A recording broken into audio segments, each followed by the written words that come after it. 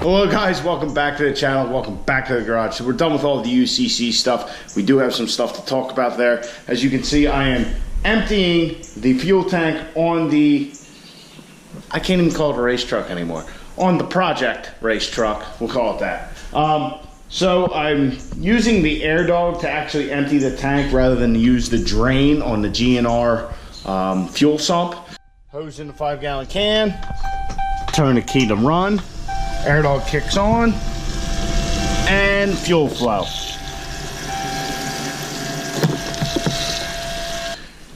Because I can put it in the 5-gallon tank, and then I can fill up Caitlin. I was doing a very good job of not making a mess up until about a minute ago. All I'd do is turn the key to run, not start, but just to run. The air dog would cycle. We get probably about a gallon of fuel out, probably a little bit less because I had to turn the key I think like 6 times per fill up. The fuel gauge for the truck is reading extremely low at this point, so I decided, let me turn the key off all the way and turn it back on. We'll just see where we're at, not thinking that the air dog's gonna kick on again. I didn't have the hose in the tank. I was doing so good too, but just like always, I'm making a mess. So I'm gonna finish doing this and I'm gonna get right back with you. The real bitch is I only had like another 2.5 gallons to go till the air dog stopped sucking.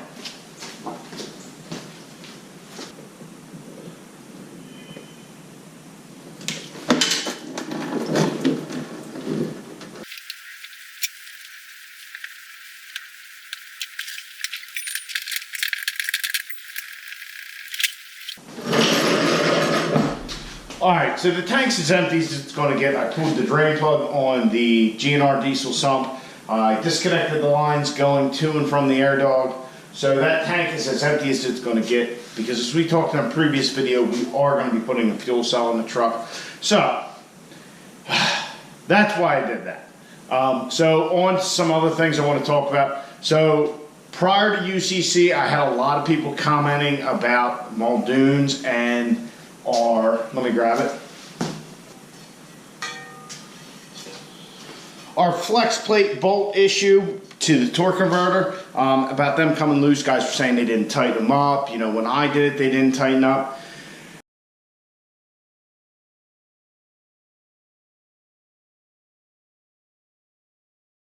Well, let's get something straight. That's something that happens with these things. When we were at UCC, I had the opportunity, I was talking to some of the crews, I was talking to one crew in particular who happened to be using BD flex plates, and they went through 2 of them. One on the dyno and one on the drag strip. Same thing happened. The bolts I should say, they were tight, way torqued, you know, they torqued them up with a gun. I mean, they were tight. Red Loctite, the whole 9 yards, still came loose, still destroyed the flex plate. So I just want everybody to know that when you're doing this kind of shit with these things, that's something that does happen. I have talked to John about it. We're looking at some other options that are out there for that. So I just wanted to clear the air on that. Speaking of transmission stuff, me and John have been in contact. We're looking at torque converter avenues, we'll say. So there's a couple different avenues we're looking at going. He's going to give me some prices, and we're going to figure out what the best route is. You know, that way we're not throwing good money after bad. We are going to certainly be getting away from what we are currently using. So that, and he pulled the valve body apart. Valve body was pristine. He said he couldn't find anything wrong inside there. No clutch material, nothing. Just destroyed another torque converter. I also have some messages, some feelers out there talking to other people who I have heard have had similar issues. So that transmission stuff out of the way. UCC, learned a lot, talked to almost all the vendors. Couple things, big takeaways with our particular build that I have decided or figured out. One is data acquisition. We need to learn more about the truck, what it's doing when we're performing. I was talking to people about fueling, I was talking to people about turbocharger setups, and the basic thing is people would ask me questions and I didn't have answers. What's your drive pressure? What's this? What are you seeing here? I didn't have those answers. And just looking at a set of gauges is not enough. We need to be able to go back, review our data, see what happened. rather than trying to look at a zoomed in video from the GoPro of when the truck's shifting for our shift points for the transmission.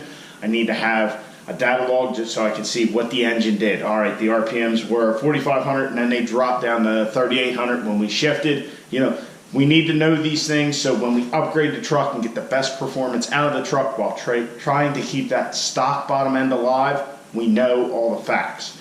As far as fueling goes, we have 200% over injectors. I think Exergy told me they should be good for 12 or 1,300. More power than we're currently making, we can get out of those injectors.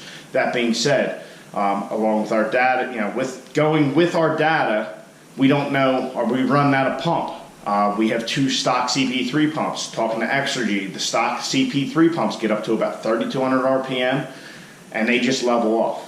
You know, you're not keeping your consistent or constant fuel flow. So are we running out of fuel on the big end? Are we running out of air? Or are we running out of both? So it's another thing when we're pushing 4,000 RPM or whatever it is. Are we running out of air? Is our drive pressure spiking above that? You know, 1-to-1's perfect, but 1 to 1.5 drive pressure to boost ratio is okay. Are we going above that? Are we exceeding that? These are all things we need to know, learn about the truck, and that will just make the truck perform better and at its highest capability.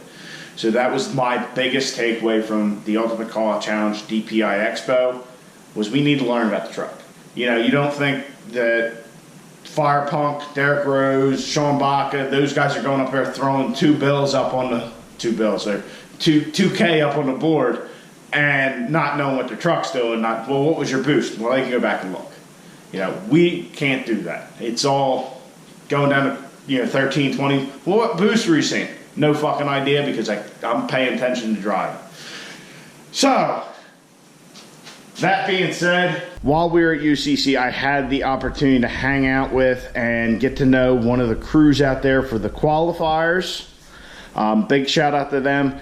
They really told me a lot and helped me with what we're doing here. I think it all started with this cross member here. I was talking about that. I was like, you know, they had a bar, just a little bar across, and cut that out. And I'm like, hey, you know, I need to do that to mine, get a fuel cell. And the whole conversation kind of blew up from there. And I've decided we're going full race truck. None of this putting the interior back in the cab. Really, I wanted to put the interior back in because I had 2 events in mind. One was the King of the Street around here, which they did for the first time last year. Street truck, you know, full interior, all that, all sheet metal. Well, I don't even know if they're doing it again this year, so that was kind of foolish. The other one was DPC, the Diesel Power Challenge with Diesel Power Magazine. But once again, also foolish. There's like 3 trucks of each brand every year. They got to get voted in, all that. You're going to build a truck and keep it a certain way just for that while limiting the potential of it? Yeah, we're going to scrap that. So anyway, I was talking to those guys. The conversation started here, moved to all the other stuff, moved to the interior. So needless to say, the build's going to take a lot different shape. We're going to gut the bed. We are going to get rid of the cross members. I'm actually not going to change the suspension around because we did 60 foot, a 1.4 when we were at the track the last time, which I'm very happy with. So we're going to keep like the stock suspension setup, you know, shock and spring wise. I'm not going to mess with any of that until it is not performing up to par. I know we have a lot of weight with our full spring packs, but maybe we will do a little with that. I don't know. But that's just kind of where my mind's at right now. Is we're going to put a fuel cell in the back. We're going to put the battery in the back. We're going to clean up our wiring so everything is much easier to troubleshoot. Switches are easier to get to, and just do more of a performance-based build. If you're going to want to see the show truck kind of race truck setup, there's somebody else's channel you're going to have to go check out, and I think you know who that is. It's not mine. This is going to be purpose-built. I'm not going to worry about the show quality. I'm not going to be painting the fucking frame or any dumb shit like that. We're just going to build the truck, and we're going to play with the truck and enjoy the truck. The dumb shit can come later. You know, it is May. Racing season has started. I want to get the truck out on the track. So we're going to have to try and we're going to have to try and do this in a way that once we get the transmission back, The truck is still semi-functional, you know, little odd jobs here and there. You know, like battery relocation, we can remove the battery and then, you know, run the wires and then just do one thing at a time and just nitpick at it. The exhaust, I haven't decided fully. I would like to keep our little butterfly valve set up for now just to see how it performs. But I know, a lot of talking. We had a conversation similar to this earlier, but the truck has completely changed in my mind. The roof, I'm no longer going to go get these holes filled by the body shop. I forgot to put that duct tape there. We're no longer going to have these holes filled by the body shop. I'm going to take care of that with a TIG welder. We'll just spray paint the roof of the truck, and worst comes to worst, we'll wrap it. Like I said, if it's not necessary, it's going to go. The AC is going to go away on the truck. I might keep the heat. I haven't decided fully on that because I don't think that's really hurting anything other than a little weight. We're going to get rid of these fancy gauges, get rid of the Minimax fully, which it's just there for gauges anyhow, and we're going to figure out a good data acquisition setup. So, yeah, I know, a lot of talking, but I just want to let you guys kind of see where my mind's at. Let me know what you guys think. If this is a good idea, well, it doesn't matter. This is what we're doing. But let me know how you feel about it, that we're going to go full race truck, cut the bed up, all that kind of 9 yards. Yeah, so it should be a bad bitch by the time we're done. Definitely be a lot lighter. I'm not going to change anything with the engine currently.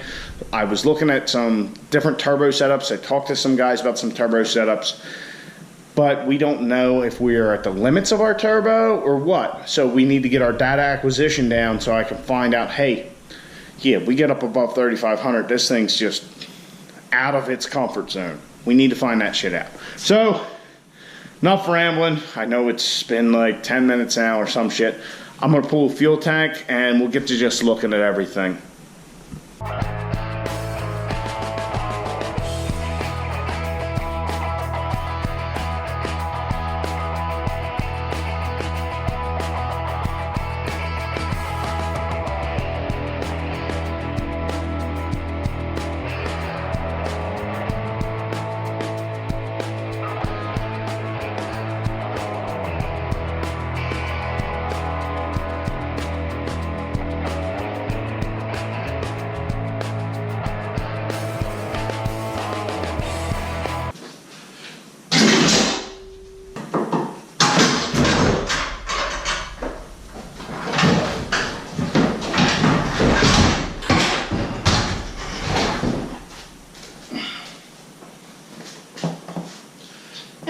Not very heavy, but it's something.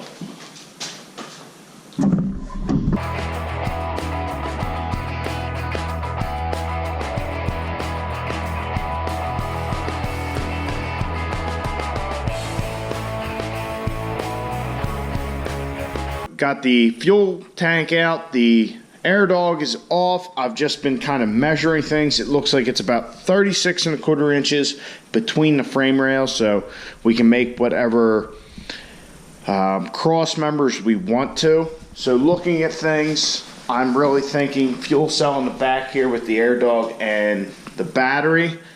We've been fine with just one battery, so we're just going to go with one, probably just right here on the driver's side, just make things nice and easy wiring wise, because when you relocate the battery to the back of the truck and out of the engine compartment, you will need a shut-off switch, so we will have a shut-off switch for that. And just looking at everything, you know, put a bar here, we'll get rid of this massive piece there. It's about 36.25 inches between the frame rails. Back here we will make new cross members just to support our tank and keep things straight, especially right there in the back. I want to, you know, put a bar so our leaf springs aren't trying to, you know, kind of tweak the frame. I don't know that if they will or not, but it is a concern. But as far as this shock, we will just kind of box everything out, get rid of the rest of the cross member. I think if we have one in the back, we're fine. Maybe a smaller piece of steel in the front for the tank and all. Just kind of, really at this point, I'm just trying to envision what I want and it's kind of hard to do without parts. I really need to just figure out what I want fuel cell wise. You know, do I want a big square one? Do I want a big rectangular one? Originally I was thinking, you know, something that would fit in here, that was long. You know, when I was thinking, you know, it was going to be more of a street truck / race thing, but admittedly, after the last time at the track, I decided I'm going to get a trailer. I've been researching those heavily. And I'm not going to drive the truck to the track anymore, because the simple fact is, with what we're doing, transmission, engine, anything could go at any point. So I'm just not going to bother with that kind of dumb shit. Maybe if there's a dyno thing local like last summer, we'll drive the truck to it. But I'm thinking it's going to be more of a trailer queen. I will keep all the lights working, so that way we can take it out on the street if we want. But I'm kind of thinking, when we gut the bed, you know, gut the tailgate, but leave the tailgate, get a, you know, one of them cheap ass tonneau covers. Maybe we can find a used one or something, just to cover this whole thing up so nobody really knows what's going on. A lot of ideas are floating around right now, and I can't stick to just one or two. Every time I think I kind of figure it out, I'm, oh, well, what about this? So anyhow, like I said, I'm a little bit scatterbrained as far as what the whole rear end setup and the whole truck setup's going to be.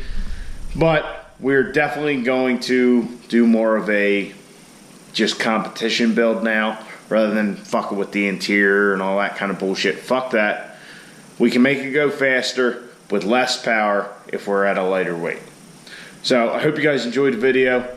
If you did, please subscribe, like the video, comment down below. I'll catch you guys in the next one. And who else is excited to start cutting this thing up? And we've been 10.6. Think we can get in the 9s with a stock bottom end? I don't know. I don't know if anybody's done that before or not with the 6.7. They probably have, but I don't know. Anyway, guys, get out in your garage, get the wrenching on your truck.